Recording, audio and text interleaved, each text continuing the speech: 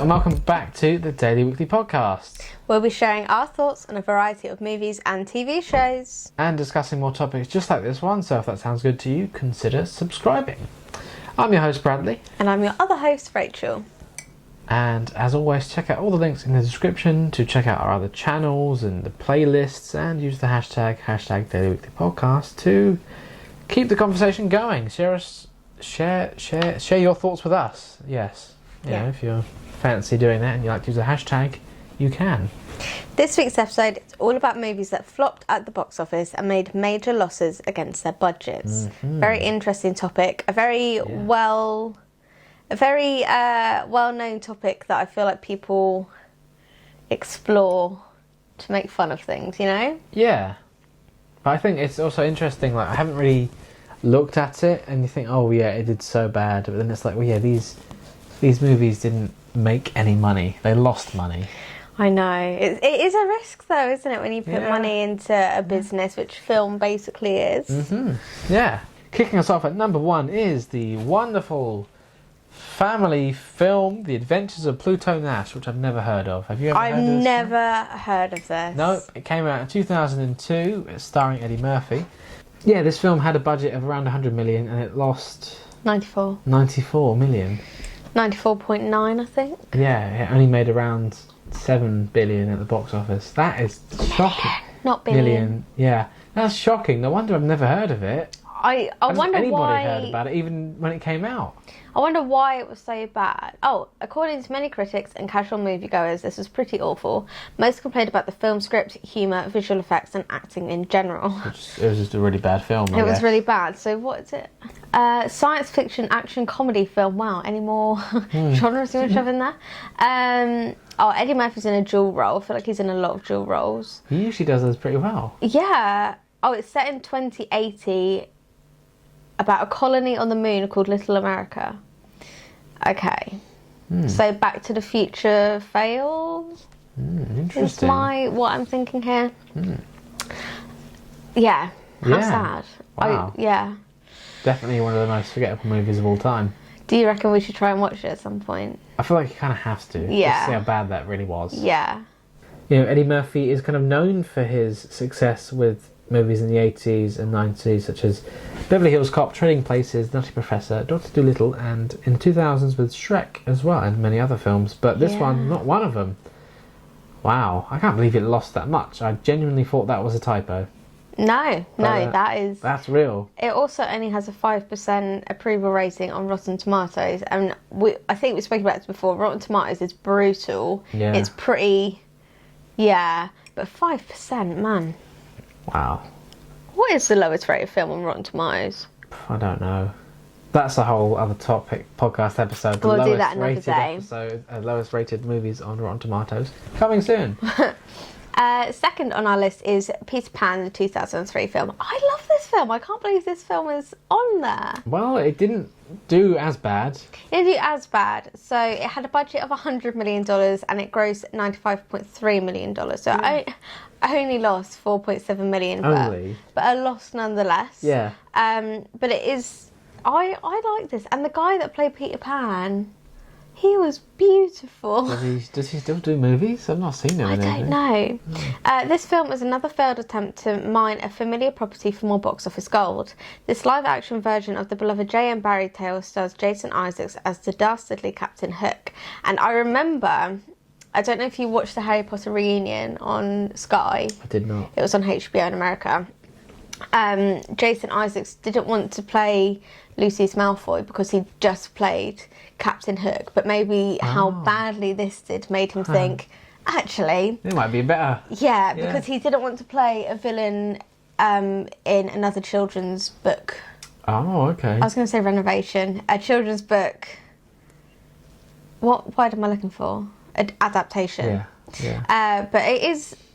more well loved than The Adventures of Pluto Nash. It has a Rotten Tomato rating of 77%. Yeah. So significantly better. Quite significantly. Have you seen this film? I have seen Peter Pan. Yeah. What do you think? That's a good film. Yeah, I like it. There was a point in time where I preferred it over the Disney. Oh. 2 cat-themed ones coming up. Cats don't do well at the box office in general, judging by this. So, number 3 on our list is Catwoman, which came out in 2004.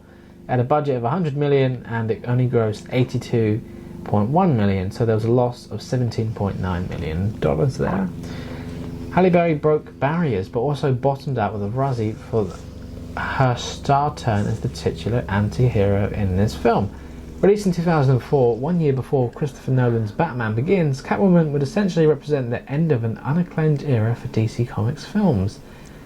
And this film has a Rotten Tomato rating of 9%. I've never watched this. I've seen it many years ago. Really? Yeah. Oh my gosh, but I feel like, I don't know, I feel like it was sort of shunned in my house because my dad's the one that got me into like Batman and Spider-Man and like everything like that. Yeah. So I feel like if he wanted to get me into Catwoman, he could have. But if it's that bad, it just speaks for itself, doesn't it? Yeah. That, not good. Yeah, not too much more to say about that one other than... Did you like it? I can't remember it, to be honest. It was that good. It was many years ago. I mean, it was still not as bad as The Adventures of Pluto Nash, but come on. Yeah. Like, that is a lot of money. Mm-hmm. How can be... Are all the budgets 100 million on this, by the way? I think that's just a coincidence. Okay. It seems like a nice, easy... Like the studio, like, we'll give you $100 million to Do make what this you want film. with it. Yeah. 100 million. It's crazy how expensive films are. Yeah. It's ridiculous. It's insane. Moving on Like, to... if we had a budget of 100 million... We would... I wouldn't be here. I'd hire somebody else to do the podcast for me. Genuinely, what would you do with £100 million? Yeah, I wouldn't be here. I would be out of this house. I would... Would you get your own house with a studio in it, or would you get your own house and then get a studio? I'd probably get both. Like a house with a studio in it and then also a separate studio as well. Wow. Yeah. That'd be insane. I mean, you could with 100 million. Yeah, you so could. Yeah. That's what I would do, yeah. Yeah. Oh, That'd be incredible. the things you can do with money. I know. Like make more bad films. Like this next one on our list. So, next up on our list is the 2019 film Cats, which I was so excited about, but I still haven't seen it. I've never made the effort. I think we were torn between watching Cats or Mary Poppins Returns. That must have been the same year. So, yeah. So the budget, again, was $100 million and it grossed $75.5 million at the box office, which is a $24.5 million loss. So pretty bad. I mean, I'm not surprised it did cost $100 million because of all the like effects in it to make all the people look like cats, which was terrifying. It had quite a cast as well, but yeah, it had an incredible cast. Where once Cats the musical won Tonys and the devotion of theatregoers, now it merely puzzled the Twitterverse, which recoiled at the movie's CGI-enhanced cat outfits. It's terrifying. so scary It's and weird. so bad. I don't know what would have made it better. Like, just not to do the CGI. Doesn't look right. I don't know. It's strange.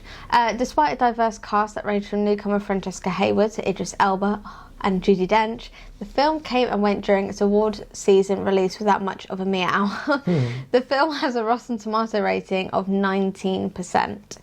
I think that speaks for itself. And like I say, it's such a shame because it's got such like an ensemble cast. It's got James Corden, Judi Dench. That explains it. No Chris Pratt though. Yeah, but like James Corden is, you know, to the musical world what Chris Pratt is to That's true, the because he comedy was world. in Into the Woods and some other ones. Peter Rabbit. That's not musical, but yeah.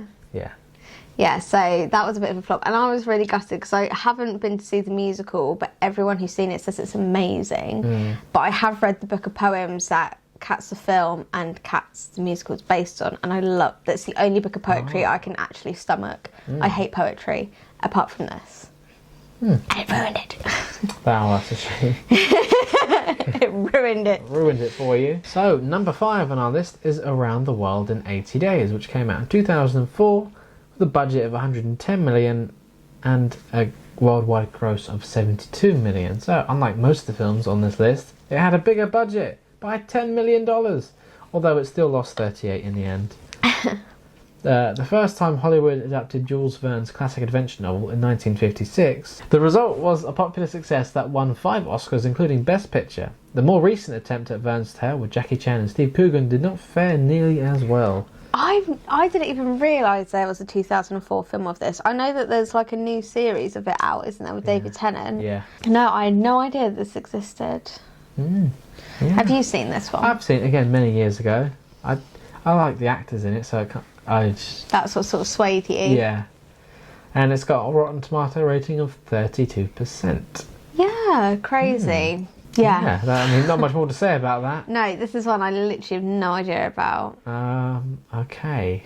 Number 6, Son of the Mask, 2005. Again, didn't know this film existed. No. Do you want to take this one, shall I? You can take it, yeah. Okay. So, this, is it meant to be a sequel? Yes, so this is the sequel for The Mask, Son of the Mask. So the budget for this film was $100 million and it grossed $59.9 million, which is a shortfall of $40.1 million. So obviously the 1994 film The Mask is it's like one of my most favourite films ever. I watched it on the plane to America. It's my comfort film. I love it so much. However, that film was made for less than $20 million. But then it grossed $350 million worldwide. Incredible. However, The Son of the Mask, produced a decade later, cost 5 times as much to make, which starred Jamie Kennedy instead of Jim Carrey. So maybe that's where they were going wrong. And it grossed a small fraction of the original's haul. It's amazing. It costs so much more to make, yet never heard of it. It's one of those things where they're like, the first one did for us, we're just going to throw this much money at it and hope it has an even better... But maybe they waited too long. They should have jumped on the success sooner. I didn't know that this was a thing. No, I didn't. I don't really like the original, I'll be honest, but this Do you not? No. Why not? I don't know. It's not my... I like a lot of Jim thing. Carrey stuff, but I didn't like that one. It's my favourite Jim Carrey film ever. Wow. The Mask is. And also Son of the Mask has a Rotten Tomato approval rating of 6%. So that's pretty bad. Yeah, as films and ratings go, that's not ideal. Yeah. So, the last one on our list, which we've... I have watched this one. Oh, you have watched this one? I haven't seen it. So, R.I.P.D. 2013, with a budget of $130 million and a worldwide gross of $79.1 million. That left a shortfall of $50.9 million. 2 years after Green Lantern failed to light up the box office as expected, Ryan Reynolds fired even more blanks with another comic book adaptation. R.I.P.D. barely made a dent in its first weekend in its domestic release and went downhill from there. This film has a Rotten Tomato rating of just 12%. This film is so boring. Really? I watched it with an ex and it was just... I remember seeing the trailer for it, 2013, nearly 10 years ago. But that's so long ago. I know. It doesn't. Yeah. But then my brother, who is like the biggest Ryan Reynolds fan ever, like he is like, you don't know where my brother starts and where Ryan Reynolds ends. But he loves this film, and I don't get it because I think it's rubbish. Yeah. I don't even know why I think it's rubbish. It's just not good. It's not like, maybe it's because everything Ryan Reynolds does I compare to Deadpool now. So I'm like, well, it's not as good as Deadpool, therefore it's not good. Yeah, maybe that, even though it came out beforehand, but I saw Deadpool first, so. So yeah, not worth watching. No.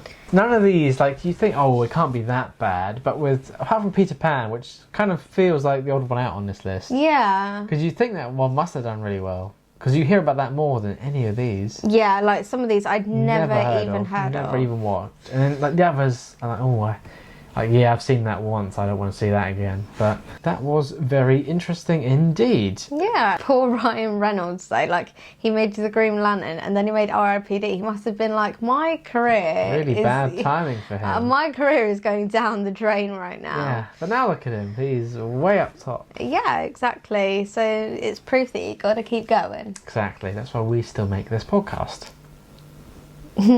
Yeah. So our smallest loss was Peter Pan, the 2003 film, with 4.7 million loss.